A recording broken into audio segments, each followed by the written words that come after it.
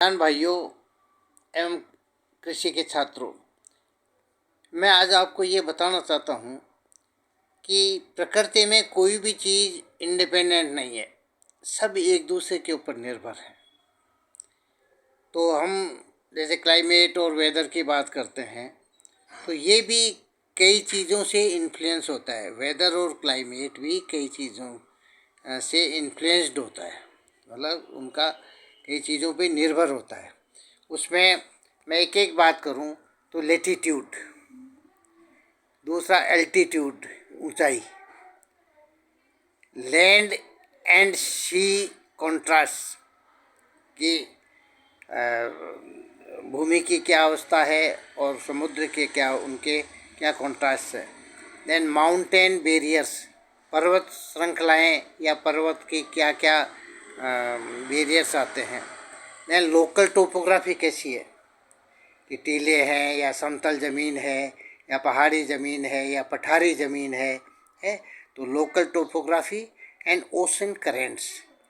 और लास्ट है कि वेजिटेशन या फॉरेस्ट, कि उसके ऊपर उस ज़मीन के ऊपर वेजिटेशन किस तरह का है या फॉरेस्ट किस तरह का है। तो क्लाइमेट और वेदर है वो इन 6-7 फैक्टर्स के ऊपर निर्भर करता है।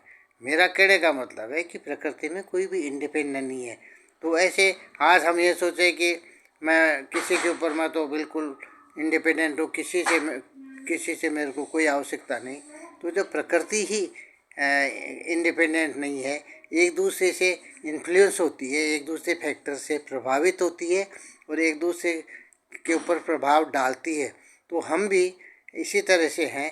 ह्यूमन बीइंग भी, इवन अपने प्लांट लाइफ भी, एनिमल लाइफ भी, ये सब एक दूसरे के ऊपर निर्भर हैं। और तो एक दूसरे को सहायता करते हुए, एक दूसरे को साथ लेते हुए अगर हम चलें तो इससे क्या है कि अधिक प्रोग्रेस कर सकते हैं। प्रकृति को साथ लेके चलें तो हम अधिक प्रभावशाली तरीके से काम कर सकते हैं और उसमें प्रकृति का भी फ़ायदा है और हमारा भी फ़ायदा है। हमारा जीवन भी लंबा होगा और प्रकृति के साथ चलने से ही हमें अधिक लाभ मिलेगा। धन्यवाद, प्रणाम।